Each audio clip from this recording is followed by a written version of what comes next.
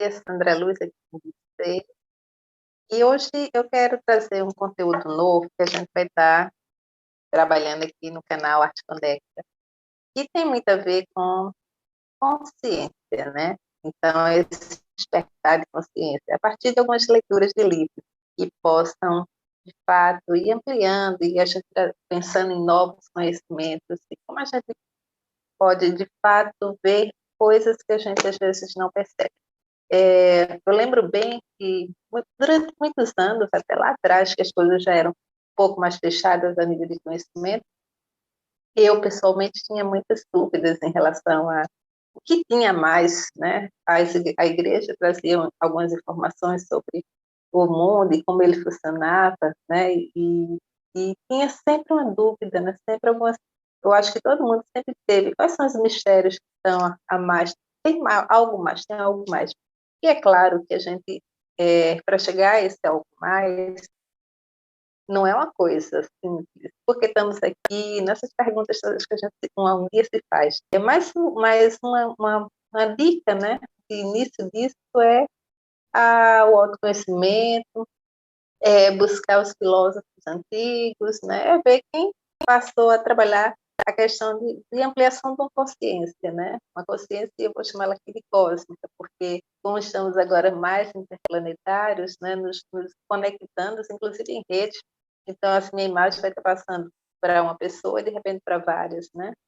E é uma oportunidade como a gente não teve única. Eu lembro que a gente via isso nos filmes do Jackson, e parecia ser uma coisa muito distante. Mas hoje a gente se fala quase telepaticamente e a gente se conecta de uma forma completamente diferente, não imaginável em tempos atrás, apenas nos filmes. Mas o que a gente vai começar hoje é falando sobre o livro, um livro que eu achei por um acaso, não existe acaso. Achei esse livro na Livraria Leitura, em Recife, que é um livro do Deepak Chopra. E o nome do livro é O Livro dos Segredos, Descobrindo as Dimensões Ocultas da Sua Vida, editora Alpha Life. Na verdade, não é uma capa chamativa, né? É uma capa simples, e por me chamar a atenção, esse livro, passei a fazer leituras sobre ele e achei que teria coisas interessantes para compartilhar. Por que não compartilhar o conhecimento daquilo que eu estou aprendendo e eu quero transformar isso numa energia que move outras pessoas. É isso que eu estou fazendo aqui com essa nova série. Então, vamos lá. Ele traz aqui um capítulo, que é na página 53, que ele chama de Você já é o que procura. Olha que título, Você já é o que procura, né? Porque, e aqui ele está tratando sobre uma coisa que é o materialismo espiritual também. As armadilhas do buscador. O buscador é essa pessoa que eu acabei de falar, né? Que, poxa, eu quero saber mais. O que é que é mais fora o que já me contaram, né?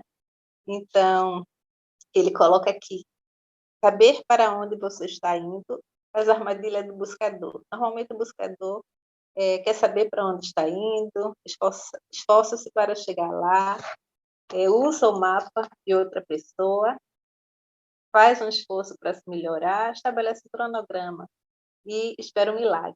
Então, assim, esse buscador, ele parte de um caminho que não é desconhecido, mas não significa que é o caminho correto. E é isso que ele coloca aqui. É um caminho de armadilhas. Ou seja, você quer saber para onde está indo, você vai fazer um esforço para chegar lá e usa o mapa de outra pessoa. Usar o mapa de outra pessoa alguém vai te falar algo, como eu estou falando aqui, e você usar isso como verdade absoluta, quando não é. O que a gente está fazendo? As pessoas que estão hoje trabalhando com trazendo informações para que vocês tenham e todos nós possamos ter novos conhecimentos, simplesmente estar nos dando dicas para que a gente possa, nós mesmos, fazer novas trilhas, encontrar novos espaços, novos caminhos. Por quê? Juntando tudo isso, de repente a gente chega em algum ponto, né? E não fechar essa pessoa fala tudo que eu preciso saber e vou só seguir ela. Não, pensem sobre isso, né? Vão coletando as informações que estão sendo passadas nas redes por várias pessoas que estão tratando de autoconhecimento. Vá, bota no caderno e vai criando seu próprio roteiro de entendimento daquilo que você está vendo, tá certo? Isso é uma forma de aprender. E aprender com seu próprio caminho, né? Aprender fazendo, estudando. Outra coisa que ele chama de armadilha é você esperar um milagre. Não tem como esperar um milagre, né? Então, assim, autoconhecimento é uma busca. Será sempre uma busca. Mas a grande coisa de você estar nesse caminho dessa busca é você se aprimorando, né? E a oportunidade de estar podendo adquirir esses conhecimentos, ampliar essas conexões mentais, saber discernir e usar o que o Cristo sempre falou, livre-arbítrio, mas o livre-arbítrio, e aí eu vou para o Eclesiástico com sabedoria. Então, vamos lá. Aí aqui ele vai trazer primeiro detalhadamente os erros, né, e os cuidados que deve ter nas buscas. Eu não vou entrar em detalhe, mas só para que vocês entendam que evitar ter cuidado de não estar conectado só com um guru, que você acha que é o guru. Não. Tem um livro até de um americano que ele fala, eu não sou seu guru. Então, e também, ele bota até aqui, ó, não transforma esse processo em um projeto de autoconhecimento. E o autoconhecimento não é um processo, assim, eu não posso, não é um projeto, né? É a vivência, experimentação, estar presente, descobrir você próprio, como é seu corpo, o que seu corpo sente, ter essa sensibilidade de entender melhor as suas próprias conexões, né? Então, é olhar para dentro mesmo. Então, não tem... E nem tem cronograma, não dá para estabelecer um cronograma. E até ele coloca o seguinte, quando você entra nessa de estabelecer um cronograma, é tanto tempo que você fez estudo, você sai da rota, desiste, porque você não consegue atingir e diz, não quero mais saber sobre isso. Então, e aqui o milagre, só para a gente ver um pouco, ele diz assim, o milagre implica deixar Deus fazer todo o trabalho. E não é bem isso, né? A gente tem que ir nas nossas buscas, e esse é o grande segredo, né? Um dos segredos do livro. Eu gosto muito dessa parte, quando ele fala do materialismo, que eu vou ler para vocês, acho importante. Se você conseguir evitar essas armadilhas do materialismo espiritual, ele chama aqueles itens que eu falei com materialismo espiritual, se sentirá muito menos tentada a correr atrás de uma meta impossível.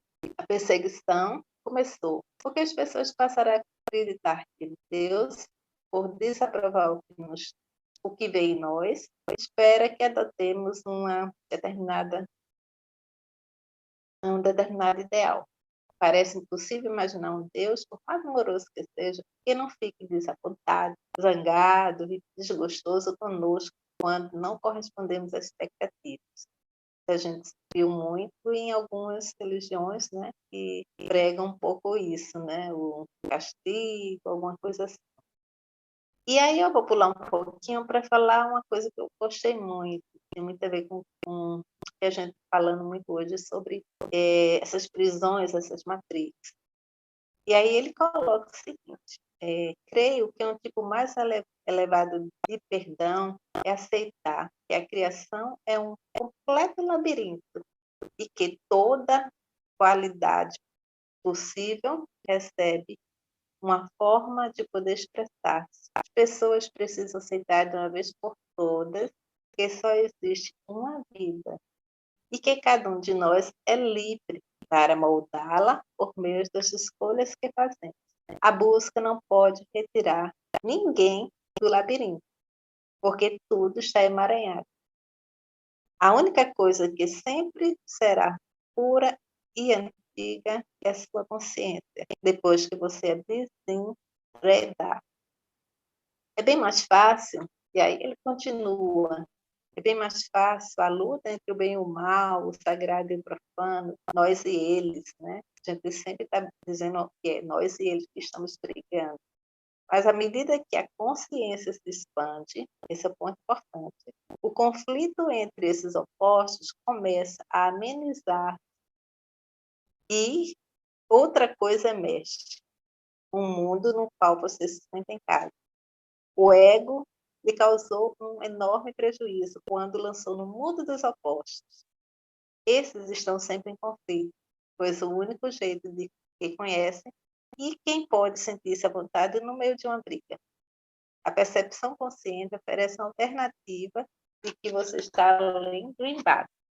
E aqui a gente está vendo um pouquinho a comunicação não violenta, né? Então, na comunicação não violenta, que é um termo que eu sempre falo aqui, os meus vídeos são sempre mais voltados para a comunicação não violenta, a gente também está falando sempre sobre como amenizar o conflito, né? E aí eu sempre digo que comunicação empática também está relacionada com outros saberes. Então a gente tem que ter consciência, né? E a consciência mais elevada, né? Para ter uma vibração mais elevada, a gente adquire a partir do conhecimento e de selecionar o que estamos aprendendo. Aqui, então, aí ele fala: se você eliminar todas as distrações da vida, ainda restará algo que é você. Essa versão sua não precisa pensar ou sonhar. Não necessita dormir para sentir-se repousado. Descobrir essa versão sua envolve uma verdadeira felicidade, porque ela se sente à vontade. Ela reside acima do conflito, intocada pela guerra dos opostos, né?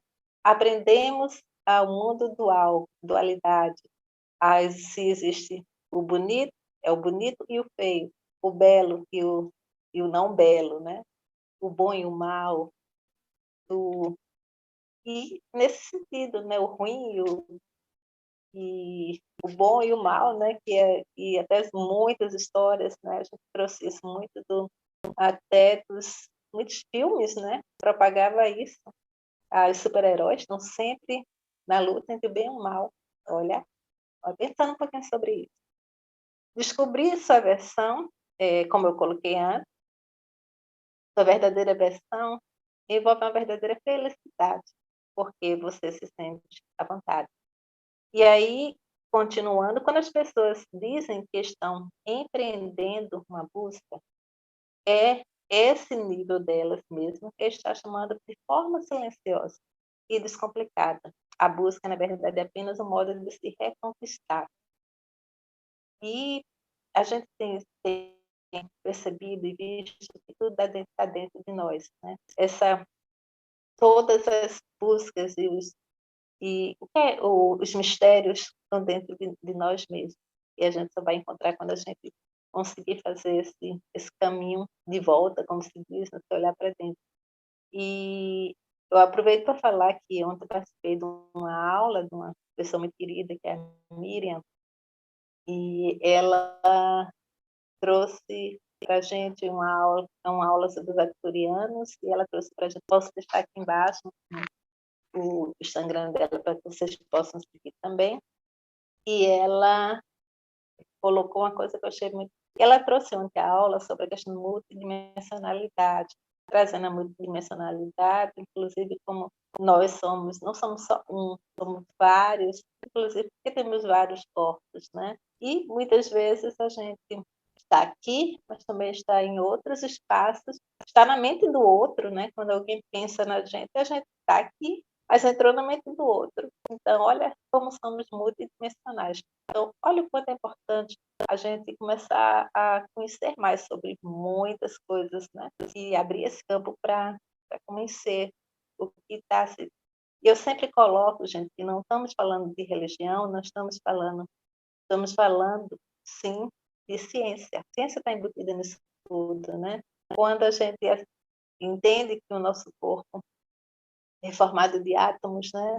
Partículas, moléculas, tudo aqui dentro tudo aqui que está do meu lado e tudo isso que eu sou e tudo isso que você são partículas, né? Materializadas no campo de materialização. Continuando, só para a gente finalizar, para não ficar muito longo, No entanto, para reconquistar-se, você precisa aproximar-se o mais possível do seu ponto mais baixo. É aí o medo, né? Tem que olhar as sombras. Na essência, a realidade é pura existência. Encontre-se lá consigo mesmo e você será capaz de criar qualquer coisa. O eu sou contém tudo que você precisa para formar um mundo. Embora sozinho, ele não passe de uma testemunha silenciosa. Deixo dica aí para vocês que procurem entender um pouco sobre esse eu sou, né? Tem alguns escritos de Saint-Germain que traz isso claramente. O eu sou é a conexão com Deus, com nós mesmos, né? Então, sempre que a gente usa eu sou poderoso, eu sou rico, eu sou alegre, eu sou um ser saudável, o eu sou, é muito forte, uma conexão muito forte, a nível de oralidade, daquilo que eu estou falando, né? Tem uma frequência muito alta. E aqui tem um exercício que eu acreditei. Assim, ele traz um exercício, não desse capítulo, mas no capítulo anterior, que é muito interessante, para a gente começar a observar as coisas, ele pede para que você olhe para uma rosa, comece a imaginar essa decomposição dessa rosa, imagine ela com partículas, até ela se decompor completamente numa energia. E olha só para trazer uma coisa que eu achei muito interessante, e já finalizando, eu comecei a ler um pouco sobre os pássaros e descobri que os pássaros nos vê, né, o olho dele, né, o que ele tem ali nele, ele só consegue nos ver como cores. E são energia, cores é energia. Então, ou seja, ele está vendo o nosso fluxo energético. E ali ele sabe se pode se aproximar ou não, né? Imagino que os cães também devem ter um pouco isso. E o que eu acho interessante, então aí veja, a gente está falando sobre quando o Deepak Chopra manda você fazer, pegar uma rosa, imaginar ela se decompondo até ela virar um campo energético só, uma cor, uma energia vibrando, ele está mostrando que é bem isso, né? A gente é isso. E aí faço esses experimentos que eu acho que vale a pena, e a gente começa a observar e eu fico imaginando quando o pássaro me vê como só as cores, né? Que é minha aura, eu fico imaginando que somos isso de verdade, né? Na vida somos, né? Que somos. Então é isso. Sempre muito. Então, essa coisa a gente entra nesse campo para falar sobre essas coisas, a gente começa aí a gente já entra em outras dimensões para questionar, fazer, imaginar coisas, imaginar possibilidades, né? E é isso. Por hoje é o primeiro fragmento desse segredo, do livro dos segredos de Deepak Chopra. Espero que tenham gostado e até o próximo. Se você gostou, aproveite e dá um cliquezinho aí para ajudar aqui no canal e seja bem-vindo para mais conhecimentos que a gente vai aos poucos melhorando. Visão.